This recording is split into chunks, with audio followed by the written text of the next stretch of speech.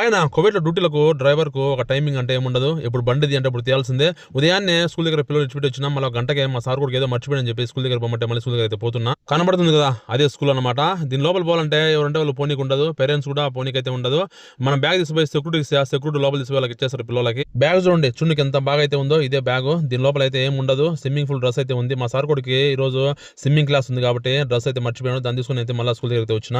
పిల్లలు ఏది మర్చిపోయినా కూడా మనమే తీసుకుపోయాల్సిందే. పెన్ను మర్చిపోయినా కూడా తీసుకుపోయి మళ్ళీ ఇవ్వాల్సిందే. ఐడి కానీ ఏది మర్చిపోయినా మళ్ళీ స్కూల్ దగ్గర పోయి ఇచ్చేయాల్సిందే. వెంబడి ఇంకో డ్యూటీ అయితే పడింది. మధ్యాహ్నానికి భోజనం కావాల్సిన సరుకులు కావాలంటే పోయి తీసుకురామని చెప్తే జమ్మెకి అయితే పోతున్నా. జమ్మెలో తీసుకుని పోయి మళ్ళీ రూమ్ పోయి లోపల ఇంకో డ్యూటీ అయితే పడుతుంది ఖచ్చితంగా. ఏదో ఒకటి వర్షం పడని ఎండ పెట్టని లేకుంటే ఇంకోటి ఏమన్నా రాని డ్యూటీకి అయితే మనం ఖచ్చితంగా పోవాల్సిందే. చిన్న చిన్న పనులు చెప్పినా కూడా పోవాల్సిందే. నేను పోను కాదంటే కుదరదు. కాలు నచ్చంది, కడుపు నచ్చంది, కన్ను నచ్చంది అంటే కుదరదు. వంగబెట్టి నడిపింది ఒక తన్ను దాన్ని పంపించారు డ్యూటీకి. కష్టమైన బాధైనా చిరునవ్వుతో చేసుకుంటేనే కోటి ఉండగలం, లేకుంటే ఉండలేము. ఈ వీడియో మిస్ లైక్ కొట్టండి, సబ్స్క్రైబ్ చేసుకోండి.